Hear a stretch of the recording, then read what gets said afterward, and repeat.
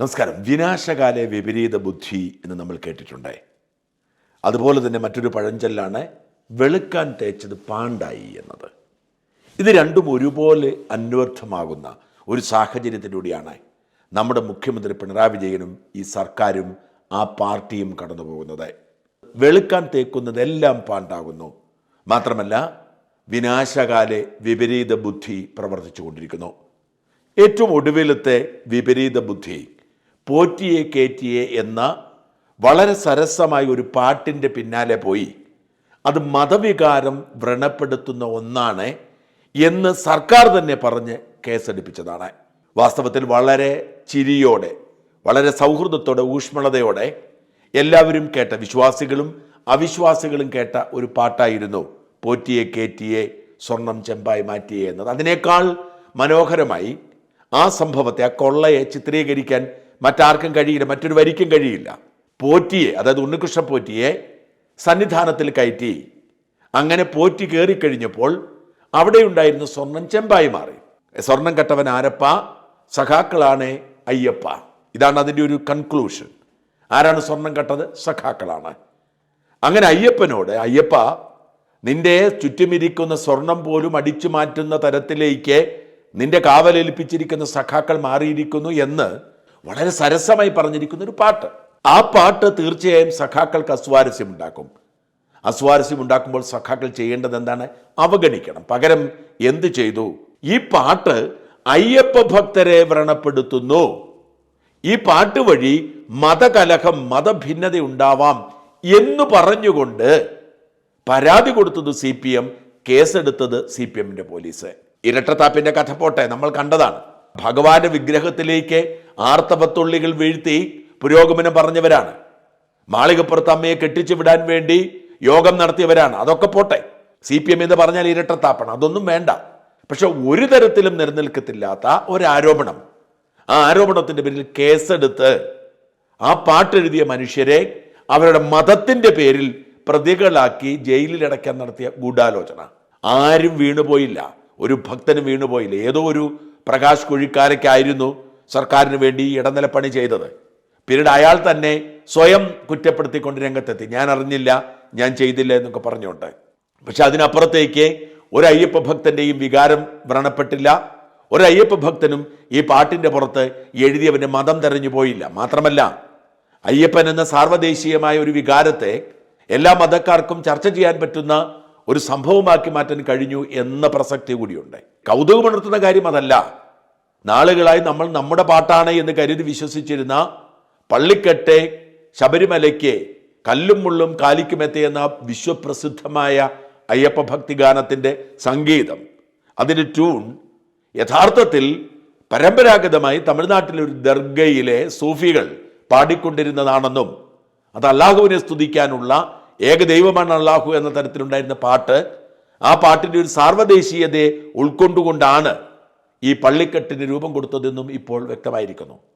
എന്ന് വെച്ചാൽ ആരെങ്കിലും പാരഡി എന്ന പേരിൽ ഒരു പരാതിയുമായി പോകണമെങ്കിൽ പോവേണ്ടത് മുസ്ലിം വിശ്വാസികളാണ്. അവരുടെ പാട്ട് അയ്യപ്പനെ സ്തുതിക്കുന്ന പാട്ടാക്കി പാരഡിയാക്കി എന്ന തരത്തിൽ പോകണമായിരുന്നു. പതിറ്റാണ്ടുകളായി അത്തരമൊരു പരാതി ആർക്കുമില്ല.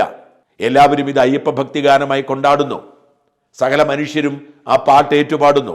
എന്നാൽ അതിൽ നിന്നും ഈ അമ്പലക്കൊള്ളയുടെ വിശദാംശങ്ങൾ ഉൾക്കൊള്ളുന്ന ഒരു പാട്ടായി ഇത് രൂപപ്പെട്ടപ്പോൾ അത് നാണക്കേടായി മാറിയ CPIM ആ പാട്ടെഴുതിയവരുടെ മതം നോക്കി അവർ അയ്യപ്പ ഭക്തരെ വ്രണപ്പെടുത്താൻ ശ്രമിച്ചു. അങ്ങനെ കലാപമുണ്ടാക്കാൻ ശ്രമിച്ചു എന്ന പേരിൽ ഒരു കള്ളക്കേസ് ഉണ്ടാക്കി കൊണ്ടുവന്നു. ഇതിനേക്കാൾ ഭയാനകമായ ഒരു വൃത്തികെട്ട പണി ഈ സർക്കാർ ഈ അടുത്ത കാലത്ത് ചെയ്തിട്ടില്ല. എപ്പോഴും അവർ ചെയ്തുകൊണ്ടിരിക്കും. ഇതുവഴി എന്താണ് ജനത്തിന് നൽകുന്ന സന്ദേശം? ഒന്ന്, അസഹിഷ്ണുത. ഒരു തരത്തിലും വിമർശനത്തോട് CPM വിട്ടുവീഴ്ചയില്ല. രണ്ട്, ആവിഷ്കാര സ്വാതന്ത്ര്യം. ഒരു കലാകാരന് അവൻ്റെ ഇഷ്ടാനുസരണം നിയമത്തിൻ്റെ ഉള്ളിൽ ഒതുങ്ങി നിന്നുകൊണ്ട് ഒരു പ്രവൃത്തി ചെയ്താൽ പോലും CPIM തൂക്കും എന്ന സന്ദേശം. മൂന്ന്, വ്യാജക്കേസ്, കള്ളക്കേസ്. ആരുടെ മേലും ഈ സർക്കാർ, ഈ പോലീസ് കള്ളക്കേസ് എടുക്കുമെന്ന സന്ദേശം. നാല്, സൈബർ പോലീസിന്റെ പണി ഇതാണ്. സർക്കാരിൻ്റെ താല്പര്യം സംരക്ഷിക്കാൻ വേണ്ടി ഏത് നിരപരാധിക്കെതിരെയും കള്ളക്കേസ് എടുക്കുന്ന സംവിധാനമാണ് സർക്കാരിൻ്റെത് എന്ന് തിരിച്ചറിയാൻ ഇത് കാരണമായി. ഇത് മനസ്സിലായത് എപ്പോഴാണ്? കേസ് രജിസ്റ്റർ ചെയ്യാൻ തീരുമാനിച്ച് FIR ഇട്ട് പ്രതികളെ ചേർത്ത് രംഗത്ത് വന്നപ്പോൾ അവർ വിചാരിച്ചു അയ്യപ്പ ഭക്തർ സർക്കാരിൻ്റെ കൂടെ നിൽക്കും, അയ്യപ്പ ഭക്തർക്ക് പിടികിട്ടും, അയ്യോ കണ്ടോ ഈ സർക്കാർ ഞങ്ങളെ സംരക്ഷിക്കാൻ ശ്രമിക്കുന്നു എന്ന് കരുതുമെന്ന് കരുതി. പക്ഷേ സകല ഭക്തരും പറഞ്ഞു ഇത് വൃത്തികേടാണ്, നെറുകേടാണ്. അതായത് ഇത് വെളുക്കാൻ തേച്ചത് പാണ്ടായി മാറിയതിന് കൃത്യമുദാഹരണമായി. അതുകൊണ്ട് സർക്കാർ അല്പം പിന്നോട്ട് മാറുകയാണ്. ജാമ്യമില്ല വകുപ്പ് പോലും ചുമത്തി അവരെ അറസ്റ്റ് ചെയ്ത് ജയിലിലടയ്ക്കാൻ എന്നതായിരുന്നു ഗൂഢാലോചന. പക്ഷെ സർക്കാർ ഇപ്പോൾ നിർദ്ദേശം കൊടുത്തിരിക്കുന്നു, ആ നീക്കത്തിൽ നിന്നും പിന്മാറിയിരിക്കുന്നു എന്നാണ് പുറത്തേക്ക് വരുന്ന വാർത്ത. ഇത് വലിയ തിരിച്ചടിയായിരുന്നു സർക്കാരിന് ബോധ്യമായി. അതുകൊണ്ട് തൽക്കാലം അവർക്കെതിരെ കേസെടുക്കണ്ട, തൽക്കാലം ആരെയും അറസ്റ്റ് ചെയ്യണ്ട, കേസ് പിൻവലിക്കണോ വേണ്ടയോ എന്ന് രണ്ടാമത്തെ കാര്യം. തൽക്കാലം ഇതൊരു മെല്ലെ പോക്ക് നടത്തിയാൽ മതി, ഇതിവിടെ നിൽക്കട്ടെ ചർച്ച എന്ന് പോലീസിന് സർക്കാർ നിർദ്ദേശം കൊടുത്തിരിക്കുന്നു, പാർട്ടി നിർദ്ദേശം കൊടുത്തിരിക്കുന്നു. പോലീസ് ഉന്നതങ്ങളിൽ പോലും ഇത് വിവരക്കേടാണ് എന്ന ഒരു ഭാഷ്യമുണ്ട് എന്ന് വ്യക്തമാകുന്നു. ചോദ്യം വളരെ വ്യക്തമാണ്, ഇതൊരു കോമൺ സെൻസിൻ്റെ പ്രശ്നമല്ലേ? ഇങ്ങനെ കേസില്ലാത്തൊരു വിഷയത്തിൽ കേസെടുത്ത് അതിൽ മതം കലർത്തി ഇവിടെ ഒരു ഭിന്നത ഉണ്ടാക്കാൻ ശ്രമിച്ചാൽ അത് തിരിച്ചടിക്കുമെന്ന് തിരിച്ചറിയാനുള്ള വിവേകമുള്ള ആരും CPIM എന്ന രാഷ്ട്രീയ പാർട്ടിയിൽ ഇല്ലേ? നിങ്ങൾ വിചാരിച്ചാൽ ഒരു പാട്ടിനെ നിർത്താൻ കഴിയുമോ? സാധ്യമാവില്ല. ഒരിക്കലും ഇത്തരം ഒരു പാട്ട് പാടരുതേ എന്ന് നിങ്ങൾ പറഞ്ഞാലൊന്നും പാടാതിരിക്കുന്നവരല്ല കേരളം. നിങ്ങൾ പറയുന്ന അതേ വാക്ക്, ഇത് കേരളമാണ്. അതുകൊണ്ട് നിങ്ങൾ വിചാരിക്കുന്നത് മാതിരി ഒരു പാട്ടിനെ നിശബ്ദനാക്കാൻ നിങ്ങൾക്ക് കഴിയില്ല. അങ്ങനെ നിശബ്ദനാക്കാൻ കഴിയുമായിരുന്നെങ്കിൽ മറുനാടൻ്റെ ശബ്ദം പണ്ടേ നിശബ്ദമാകുമായിരുന്നല്ലോ. എത്രയോ കാലമായി സർക്കാരിനെതിരെ മറുനാടൻ പറഞ്ഞുകൊണ്ടിരിക്കുന്നു. ഈ CPIM എന്ന കാലഹരണപ്പെട്ട പാർട്ടി ഈ നാടിനെ ആപത്താണെന്ന് പറഞ്ഞുകൊണ്ടിരിക്കുന്നു. ഏതെല്ലാം തരത്തിൽ പൂട്ടിക്കെട്ടാൻ ശ്രമിച്ചു, എങ്ങനെയെങ്കിലുമൊക്കെ ജയിലിൽ പിടിച്ചിട്ട് മറുനാടൻ ശബ്ദമില്ലാതാക്കാൻ നിങ്ങൾ ശ്രമിച്ചിട്ട് നടന്നില്ല. ഇത് കേരളമാണ്, മറ്റു പലയിടങ്ങളിൽ നടന്നെന്ന് വരാം. ഇത് തിരിച്ചറിയാൻ എങ്ങനെ വിവേകമില്ലാതെ പോയി? എന്നെ അത്ഭുതപ്പെടുത്തിയത് നിയമോപദേശത്തിന്റെ പേരിലാണ് കേസെടുത്തത് എന്നുള്ള ഭാഷ്യമാണ്. ആരാണ് നിയമോപദേശം കൊടുത്തത്? കേരള പോലീസിന്റെ സൈബർ വിങ്ങിന്റെ ഒരു SP ആണത്ര അങ്കിത് അശോകൻ. അദ്ദേഹമാണ് പ്രാഥമിക റിപ്പോർട്ട് കൊടുത്ത് കേസെടുക്കാം, ഇത് പ്രഥമ ദൃഷ്ടിയ മതവൈരം പ്രചരിപ്പിക്കുന്ന പാട്ടാണ്, കേസെടുക്കാം എന്ന് ഈ അങ്കിത് അശോകാണത്രേ സർക്കാർ നിയമോപദേശം കൊടുത്തത്. ഈ അങ്കിത് അശോകനെ നമുക്കൊക്കെ അറിയാം. ഇദ്ദേഹം സിറ്റി പോലീസ് കമ്മീഷണർ ആയിരുന്നപ്പോഴായിരുന്നു പൂരം കലക്കൽ വിവാദമുണ്ടായത്. അദ്ദേഹത്തിന്റെ നേതൃത്വത്തിലായിരുന്നു വിശ്വാസികളെ അടിച്ചോടിച്ചത്. അതൊരു ഗൂഢാലോചനയായിരുന്നു.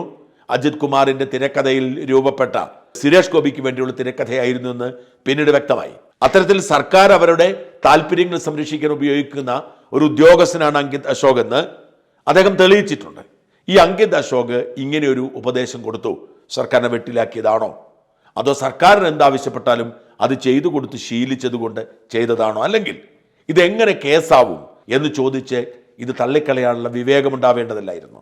എന്തായാലും ഒരു കാര്യം വ്യക്തമാണ്, വിനാശകാല വിപരീത ബുദ്ധി എന്നത് CPIM-നെ സംബന്ധിച്ചിടത്തോളം, പിണറായിയെ സംബന്ധിച്ചിടത്തോളം പ്രധാനപ്പെട്ടതായി മാറിയിരിക്കുന്നു. അയ്യപ്പ ശാപം എന്നൊക്കെ കേട്ടാൽ സാധാരണഗതിക്ക് CPM-കാർ ചിരിച്ച് കളിച്ച് രസിക്കാറുണ്ട്. അങ്ങനെയൊന്നും ഇല്ലെന്നേ എന്ന് പറഞ്ഞ് അവർ ബഹളം വയ്ക്കും. ആ ഒരു ആത്മവിശ്വാസത്തിലായിരുന്നു 2018 മുതൽ അവർ അയ്യപ്പൻ്റെ നൈഷ്ഠിക ബ്രഹ്മചര്യം തകർക്കാൻ നീക്കം നടത്തിയത്. അന്ന് മുതൽ തുടർച്ചയായി അവർ അയ്യപ്പനിട്ട് പണിയായിരുന്നു. പക്ഷേ ഇപ്പോഴിത് 2025 അവസാനത്തിലേക്ക് എത്തുമ്പോൾ 26 തെരഞ്ഞെടുപ്പിന് മുന്നോടിയായി വരുമ്പോൾ എല്ലായിടത്തുനിന്നും പണി തിരിച്ചു കിട്ടിക്കൊണ്ടിരിക്കുന്നു. സാക്ഷാൽ പിണറായി വിജയന് തന്നെ മനസ്സിലായി, ഈ അയ്യപ്പ ശാപം എന്ന് പറയുന്നത് ഒരു വെറും കെട്ടുകഥയല്ല, ഇതിൻ്റെ പിന്നിൽ ചില സത്യങ്ങളുണ്ട്. അതുകൊണ്ട് വിജയൻ തെറ്റിതിരുത്താൻ ഒരു ആഗ്രഹം ഉണ്ടാവുകയും അതിൻ്റെ ഭാഗമായി പ്രതിക്രിയകൾ ചെയ്തുകൊണ്ടിരിക്കുന്നു. പല കർമ്മങ്ങളും ചെയ്ത് ഈ അയ്യപ്പ ശാപത്തിന് രക്ഷപ്പെടാനുള്ള നീക്കം നടക്കുകയാണ്. അതിൻ്റെ ഭാഗമാണ് ആഗോള അയ്യപ്പ സംഗമം നടത്തിയത്. പക്ഷെ അത് പൊളിഞ്ഞുപോയി. അതുവഴി അന്നദാനം നടത്തി അയ്യപ്പ സന്ദേശം ലോകമെമ്പാടും എത്തിച്ച് തൻ്റെ മേലേൽപ്പിക്കപ്പെട്ട പാപം വിതരണം ചെയ്യുകയായിരുന്നു ലക്ഷ്യം. പക്ഷേ അന്നദാനത്തിനൊരു ദോഷമുണ്ട്, അത് കൃത്യമായി നടത്തിയില്ലെങ്കിൽ അത് തിരിച്ചു പണിയായി മാറും. ഇതാണ് പിണറായി വിജയന് പറ്റിയത്. അന്നദാനം എന്ന പേരിൽ ഖജനാവിൽ നിന്നും കോടികൾ മുടക്കിയുണ്ടാക്കിയ ആഹാരം ഒടുവിൽ കുഴിവെട്ടിയിടേണ്ടി വന്നു. കാരണം ആളുണ്ടായിരുന്നില്ല. ഗോശാല ഉണ്ടാക്കിയും ചുറ്റുമതിൽ കെട്ടിയുമൊക്കെ ശാപം മാറ്റാൻ ശ്രമിച്ചെങ്കിലും ഗുണമുണ്ടായില്ല. കെ ജയകുമാറിനെ കൊണ്ട് ദേവസ്വം ബോർഡ് പ്രസിഡന്റ് ആക്കിയിട്ട് അവിടെ അന്നദാനം നടത്താൻ ശ്രമിക്കുന്നത് കൊണ്ട് ശരിയാവുന്നില്ല.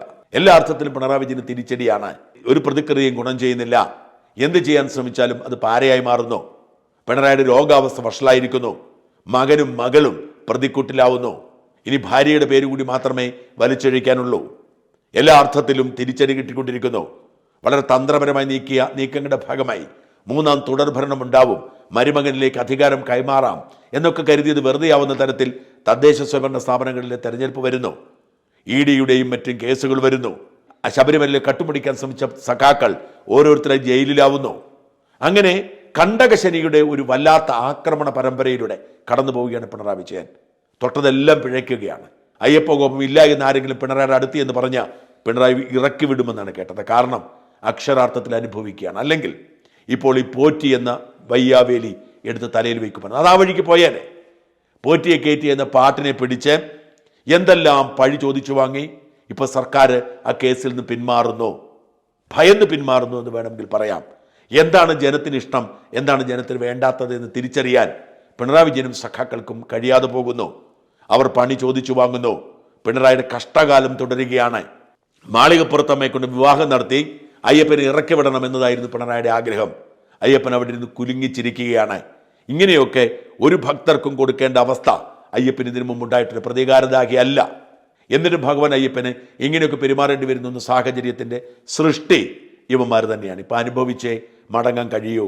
വിധിയുടെ ഭാഗമാണ്. നടക്കട്ടെ, അനുഭവിച്ചു തീർക്കട്ടെ.